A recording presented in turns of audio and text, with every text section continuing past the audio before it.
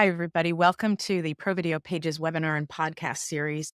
Today, I am really excited to be welcoming my friend Dan Kraus, who I've known for 15 years now. We met in the duct tape marketing network of consultants back in 2010 when I joined, and want to share a little bit about Dan before he shares his expertise with us today.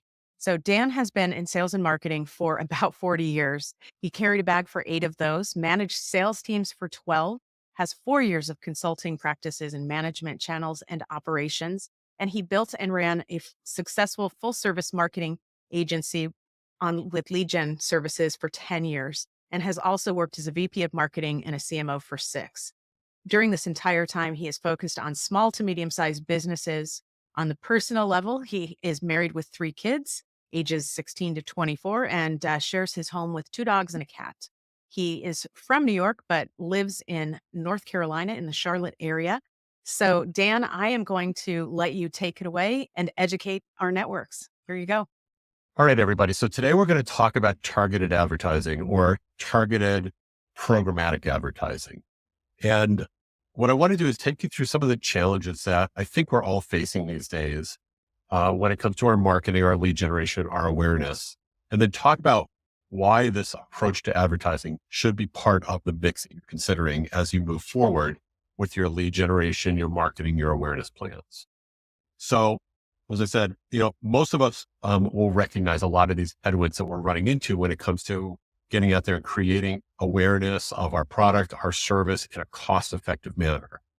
So if we're thinking about traditional media, traditional ways of marketing, direct mail has gotten incredibly expensive and it's also really ineffective. It's always been questionably effective, but it's very ineffective today because it's pretty much all that's showing up in your box today is junk mail. Radio is really fragmented out to podcasts and satellites, Spotify, Pandora. Podcasts bifurcate, so they're either really expensive or they have very low listenership. Broadcast TV, cable TV really only works for seniors, or if you can advertise on live sports, and live sports are really expensive. And of course, trade shows are just getting more and more expensive between not only the cost of the space, but all the travel costs are involved as well. And then if you go over to digital, well, digital has all sorts of challenges today as well. Email marketing with the spam rules. If you're email marketing outside of the United States, you have a lot of the privacy laws you've got to work with. The spam blockers has gotten more effective. And then we just have people that they don't want to fill out forms. They don't want to give you a phone number. They don't want to give you an email. And then if you want to go and market by social media, well, that half-life of that content's really, really short unless it's just blog posts. So there's not a lot that we can do. And so the answer to that typically has been, well, let's use search marketing and paid search and do SEO. And 5 years ago, 66% of web traffic came from Google. But today, almost 60%, 58.5% of Google searches result in 0 clicks. Think about that for a second. People do a search on Google, they get the answer, they never leave Google. They're not clicking over to your website. They're not clicking over to the original content. So then, all right, we'll advertise on search, but only 11% of Google visits go to paid ads. So people aren't going beyond Google's first page. They're not leaving Google in general. And then 97% of content that gets published gets no traffic from Google at all. So, what's changed? Well, you probably know the answer to that, right? It's AI. The AI overviews that you get when you do a Google search answer a lot of your questions. And if it doesn't, and you've got a couple of hundred blue links that start to appear in front of you, you might just go over to ChatGPT or Claude or whatever is your preferred AI engine and ask the question there. Or maybe just go to Reddit and do a search, because that's where a lot of Google searches seem to be dropping us these days anyway. So we've got this challenge that we still have questions we want to ask. We're still looking for answers. And, humans don't change a lot. We're questioning species, right? We've been asking these questions. We're looking for answers, but the tools we use to get those answers have changed. So pre-1990, whether that's you or maybe it's your parents, they went to the library, right? We had to look up the answers in a card catalog. And then in 1995, the web came along and then Google started organizing it in 99. And then we got social media. So you could ask friends, families, other people out there, what they thought or what they know. Then we were able to take it all mobile in 2014 and everything started to become really mobile focused. And today we've got AI engines. But the thing is, we don't replace one technology with another. We just adjust our approach. And so as marketers, it feels like we're banging our head against the wall, right? It just is frustrating and it's just overwhelming, right? We've got all of this techno change. We get stuck in the mud and this muck of trying to do everything, and we don't do anything well. We're doing a little bit of content. We're doing a little bit of social media. We're doing a little bit of AI. And so we're trying to get through all of this. And how do we get our audience, right? We've forgotten that our purpose was to market a company or a product or a service. It's not to create content. It's not to put our name out there. It's actually to get a result from all the things that we're trying to do. And we've been hoping that it's going to work. And the reality is we've got to get out of this hope, this idea of hope, right? So if you think about it, for the last 25 years since Google came out, our marketing plan was that I hope somebody can find us. I'll create blog posts. I'll create videos. I'll do audio. I'll do podcasts. And I'm going to put it out there with the hope that, Google's going to send people to me, or somebody's going to talk about it. And maybe it'll go viral, or I'll put it out on social media. And then those people will, once they've found it, they'll come and visit my store or my website or apply for a job that I'm promoting it, whatever it might be. So, we've been hoping that somebody would find us from everything that we do. Well, that's if somebody's looking. But what if somebody's not looking? Then how do they find you? Or how do you find them? Right? So we've been in this quandary of, well, I hope that they find me, but if they're not looking, they're never going to find me. What do I do? And that's where I think this whole idea of doing the targeted advertising starts to come into play. Right? We do that by we build an audience. So if you take a step back from whatever you've been doing from a marketing standpoint, think about what it is you're trying to do. The most basic level, it's that I want to find and put my message in front of people that will care about what I do or what I sell or what I offer. So we need to build an audience, and we can build an audience a number of different ways with this idea of targeted direct or programmatic advertising, right?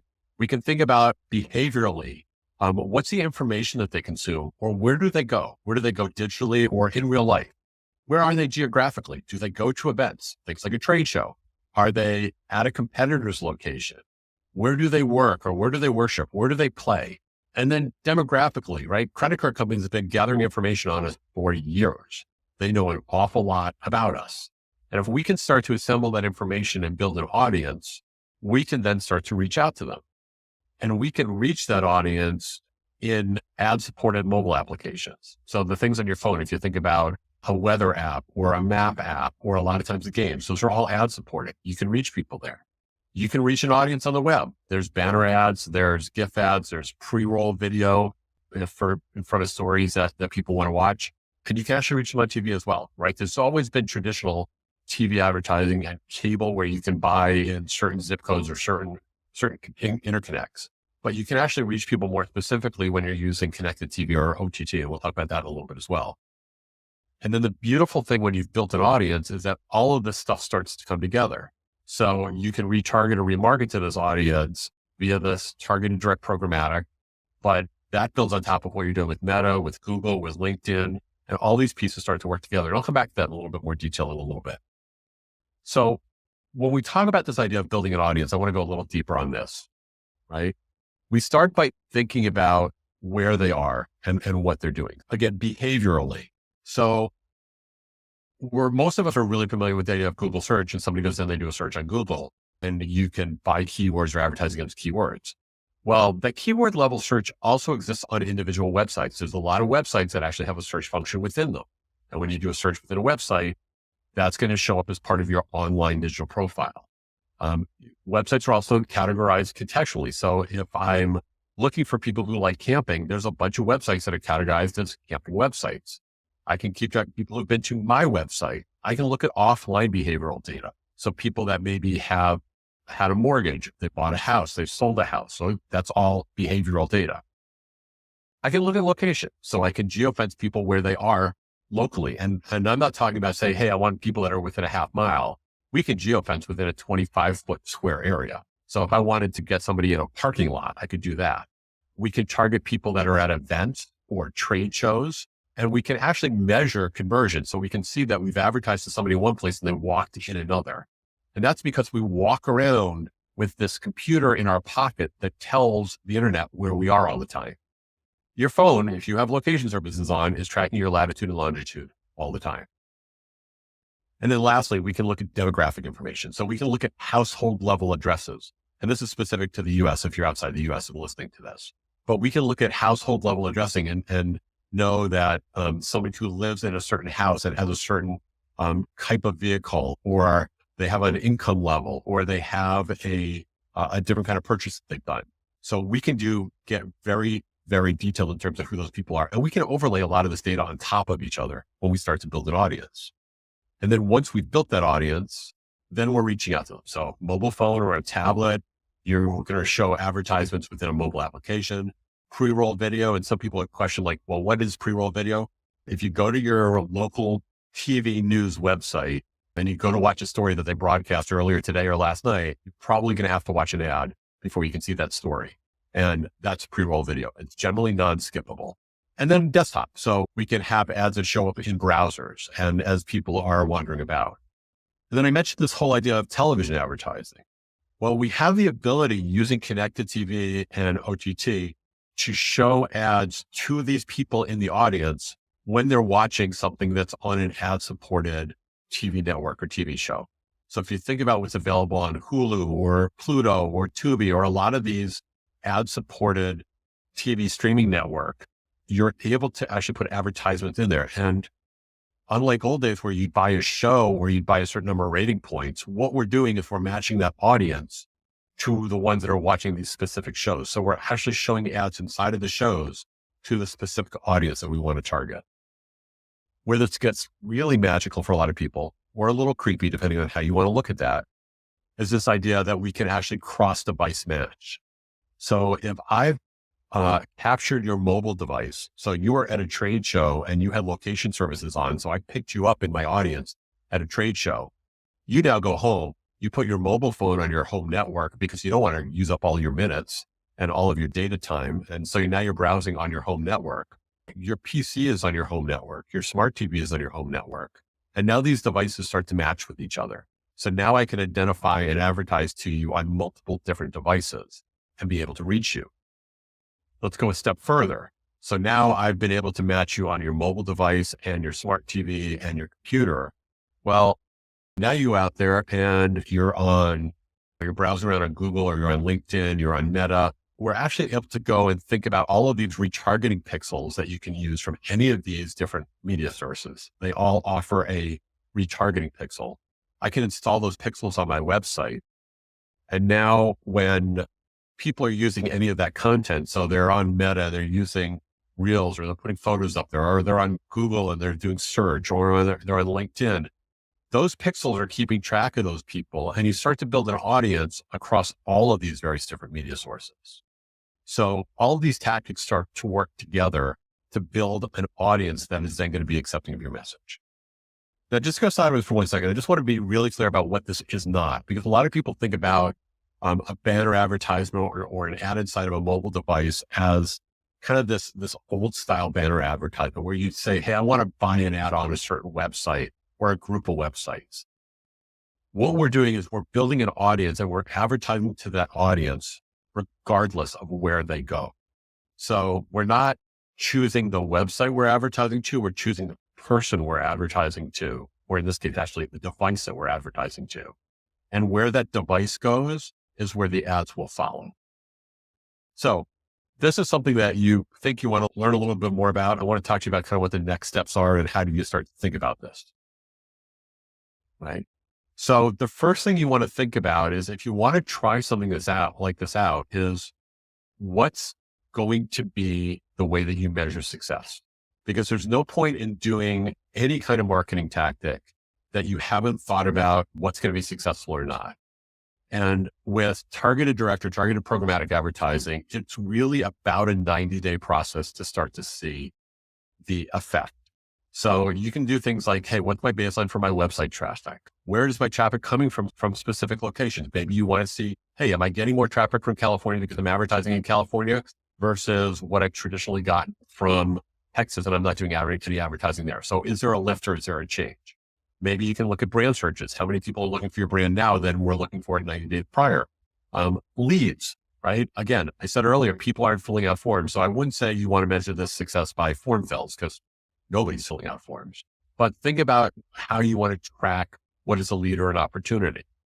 Phone calls, foot traffic, sales. Maybe this is a tactic you use in conjunction with doing some email, and maybe you're measuring whether your email is more effective as far as opens or responses. So there's a lot of different ways to think about how you want to measure the success of this. And so that's the first thing you want to think about is, what am I trying to accomplish? What are my goals? And how am I going to measure that? And then what tactics make the most sense for what you're trying to do? Is that retargeting off of your website? Is it using search? Is it addressing a specific household? And then what kind of budget do you want to work with? Right. Excuse me. And one of the things about budget is you can do this at any budget level, right? You can say, hey, I want to try this at $500 a month for 3 months, or I want to try it at $20,000 a month for 3 months. The budget is indicative of the size of the audience that you can reach. So if you pick up the phone and you call me and said, hey, Dan, I want to try this out, and I've got $500 a month and I want to reach all of the US, my answer is no, we can't do that. But if you want to test it, and that's what you have for budget, then it's, how do we find an audience that's going to get the right level of frequency and response based off of what your budget is and who you're trying to target. So this can work for a really small company that's targeted in one specific area, or a service provider that wants to go after one very specific type of client across a broader area. So there's a lot of different ways to think about how you want to apply it and what you want to get out of it. And it really comes down to, what do you want to accomplish from a goal standpoint? What are the tactics that make the most sense? How much do you have to spend to do all of this?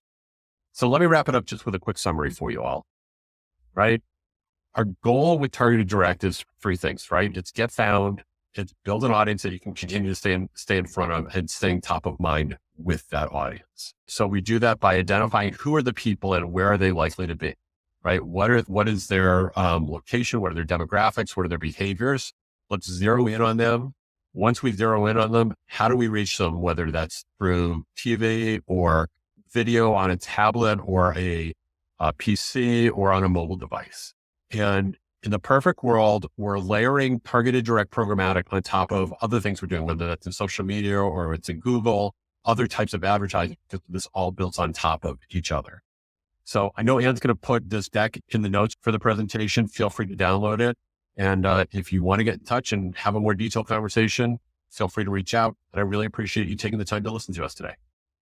Thank you so much, Dan. I want to do something a little bit different here.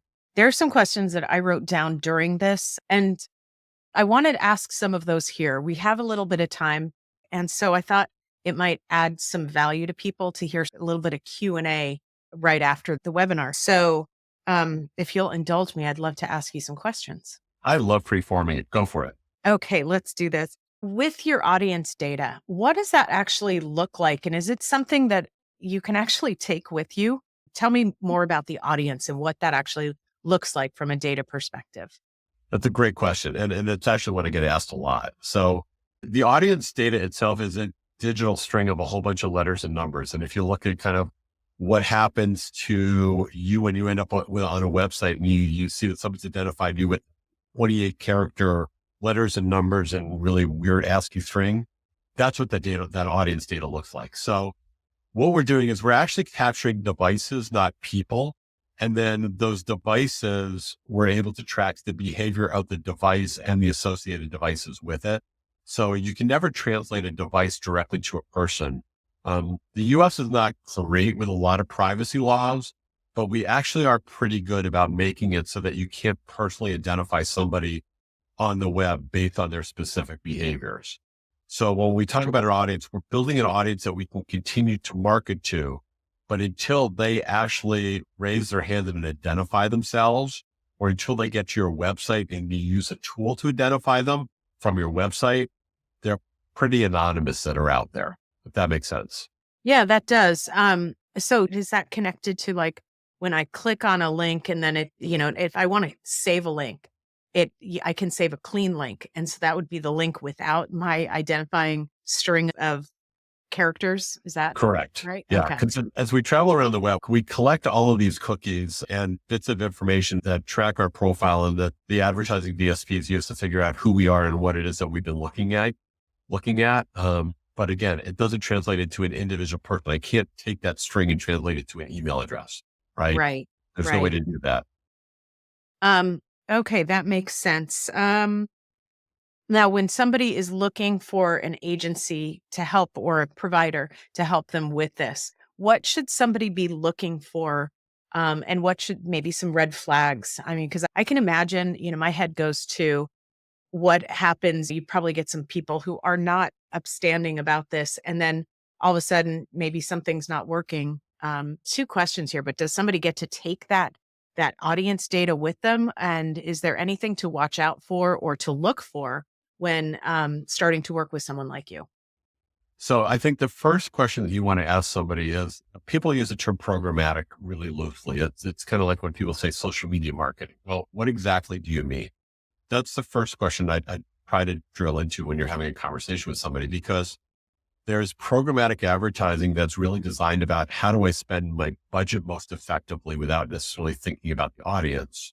And then that's why I talk about this as targeted direct, because I'm really trying to build the audience first and Mhm. then reach them through the digital ad network. So there's a couple of different ways. So spend some time asking some questions about what they're actually doing and if somebody's not asking you about what you're trying to accomplish, if they're making promises to you about conversions or click throughs, that's where I'd start to get a little bit suspicious. I have a rough idea of how many people are going to click through, but I also know that almost none of them are ever going to fill out a form. Not the way this stuff works.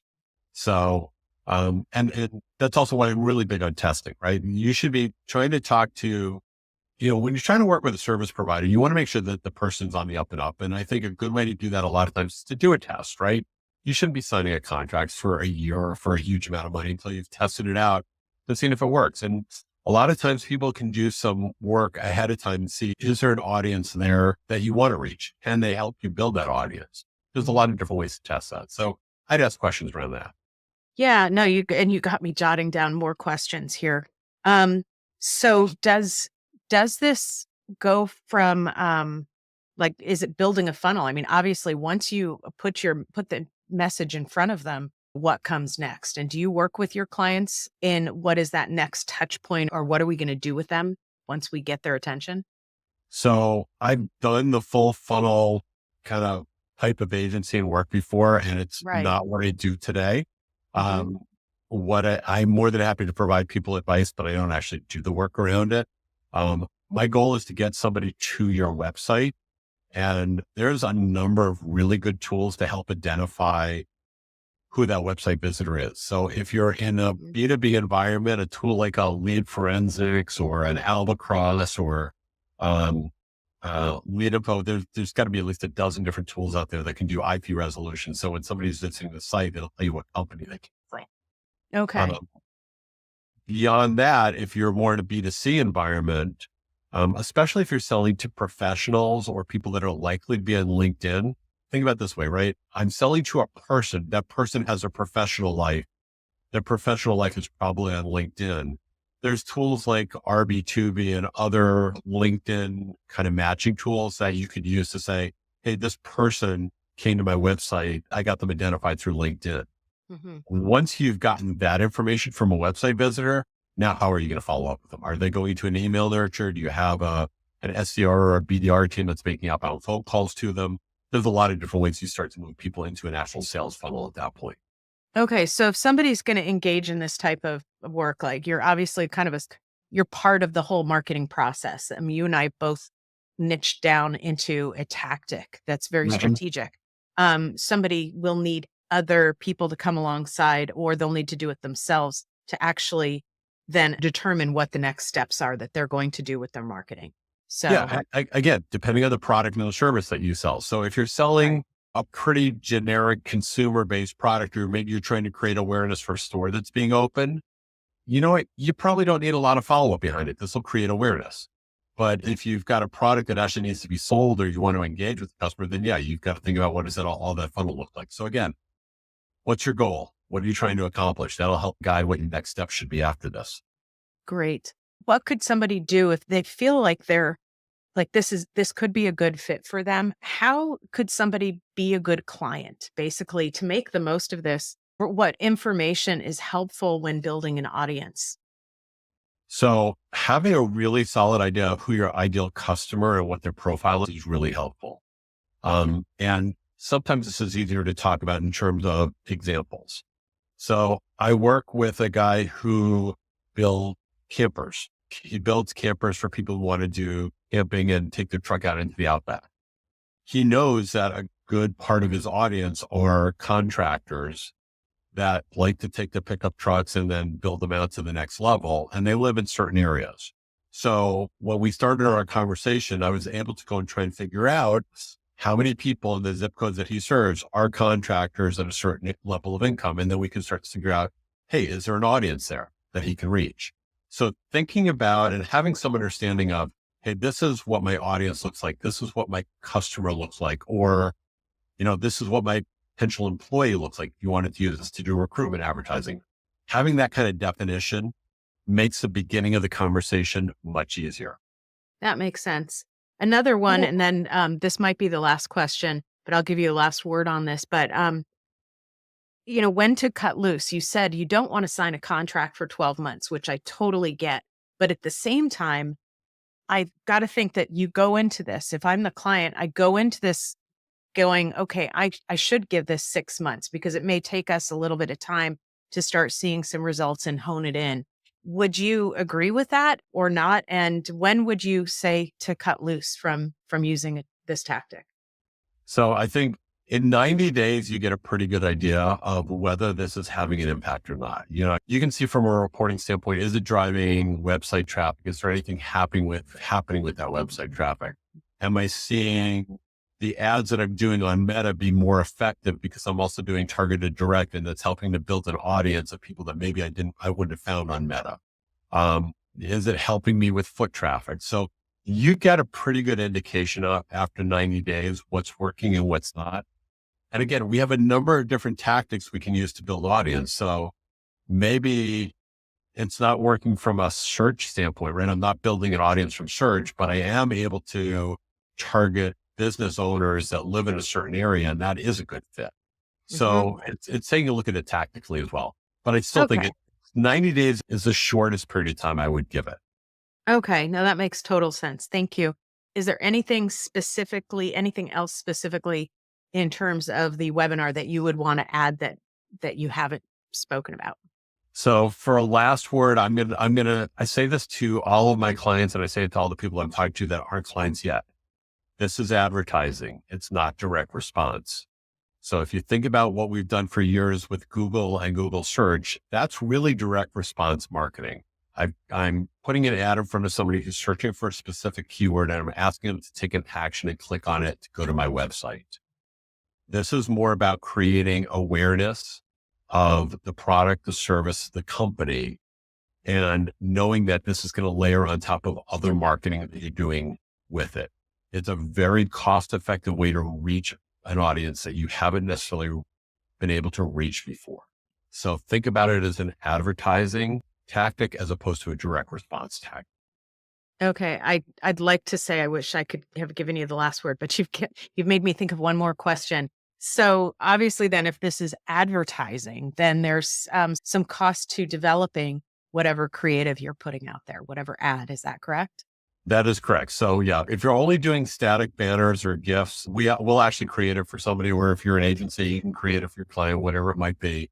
From my standpoint, the creative is the means to be able to put it out there. So if you've got video that you've been using on YouTube, a lot of times that can be easily turned into the spots that you use for pre-roll or TV. If you've got images or you've done advertising in social media before, a lot of those pieces also work for advertising here. Super. Well, first of all, I want to say thank you, Dan. I really appreciate it. I feel like I'm the audience here too, where it's trying to understand something new because so much has changed. I encourage everybody to not only take a listen to this, but also check out our podcast that Dan and I are going to record now. I get to get in deeper with Dan and ask him questions about how they do business at their company. I encourage you to join us on the podcast, take a listen, and if you have any comments or questions, please add a comment, put them in the comments. So anyway, thank you, Dan, for joining me today. I really appreciate it. Pleasure. Thanks for the opportunity.